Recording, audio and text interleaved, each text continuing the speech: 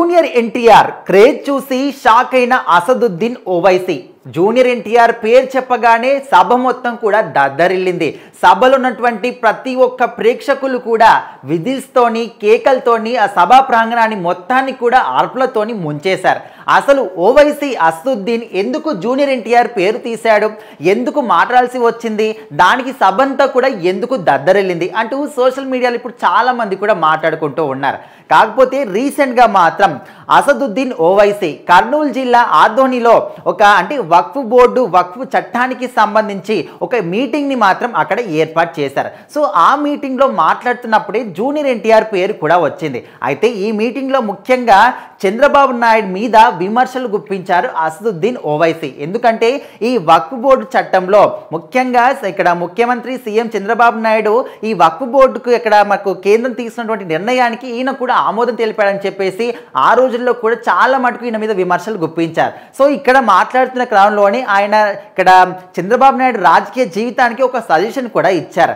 And నీ కొడుకు ఎవరైతే నారా లోకేష్ ఉన్నారో ఆయనకి రాజకీయ జీవితం మొత్తాన్ని కూడా చంద్రబాబు నాయుడు నువ్వే నాశనం చేస్తున్నావు, ఎలాగో జూనియర్ ఎన్టీఆర్ని రానివ్వరు, మరి నీ కొడుకునైనా ముందుకు తీసుకెళ్ళు, తన రాజకీయ జీవితాన్ని బాగుపడే విధంగా చెయ్యి అనే విధంగా ఆయన ఒక సజెషన్ మాత్రం ఇచ్చారు. సో ఎప్పుడైతే జూనియర్ ఎన్టీఆర్ పేరు ఇక్కడ ఓవైసీ గారు పలికారో ఇంకా అప్పుడు సభా ప్రాంగణం మొత్తం కూడా దద్దరిల్లింది. ప్రతి ఒక్కరు కూడా అరుపులు కేకలు విజిల్స్ ఇవే.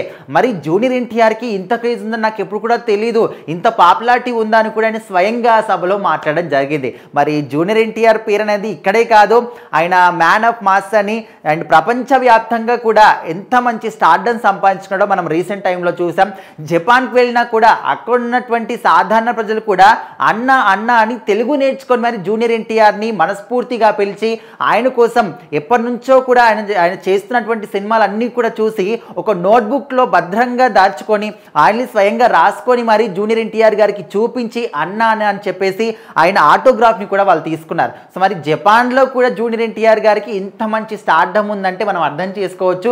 మరి అసదుద్దీన్ ఓవైసీ గారికి జూనియర్ ఎన్టీఆర్కి ఉన్నటువంటి క్రేజ్ కావచ్చు, పాపులారిటీ అంతగా తెలియదేమో, అక్కడ ఉన్నటువంటి ఆయన వచ్చినటువంటి రెస్పాన్స్ జస్ట్ ఆయన పేరు పలికినంత మాత్రాన్ని అంత రెస్పాన్స్ రావడాన్ని ఆయన మాత్రం చాలా షాకింగ్గా తీసుకోవడం జరిగింది. సో మొత్తానికి జూనియర్ ఎన్టీఆర్కి ఇంత క్రేజ్ ఉందా అంటూ కూడా నాకు తెలియదని స్వయంగా ఆయన చెప్పాడు. మరి అక్కడ అసదుద్దీన్ ఓవైసీ జూనియర్ ఎన్టీఆర్ గురించి మాట్లాడడం, నారా లోకేష్ గురించి మాట్లాడడం కూడా చాలామంది పాజిటివ్గానే తీసుకున్నారు. ఎందుకంటే చాలామంది ఇప్పుడు తెలుగుదేశం పగ్గాలన్నీ కూడా నారా లోకేష్కి ఇస్తే బాగుంటుందని తెలుగుదేశం పార్టీ శ్రేణులు అందరూ కూడా కోరుకుంటూ ఉన్నారు. అంటే ఎలాగో జూనియర్ ఎన్టీఆర్ని పార్టీలోకి రానివ్వట్లేదు కదా, మరి నారా లోకేష్ యొక్క రాజకీయ జీవితాన్ని ఫ్యూచర్ని ఎందుకు పాటు చేస్తున్నారు చంద్రబాబు నాయుడు గారు, మీ కొడుకు అప్పచెప్పండి అన్నీ అనే విధంగా కూడా ఇక్కడ ఈయన కూడా సజెషన్ ఇచ్చారు. మరి దేనికి ప్రభుత్వం తరపు నుంచి ఏ విధంగా రెస్పాన్స్ వస్తుందో ఖచ్చితంగా వెయిట్ చేసి చూడాలి.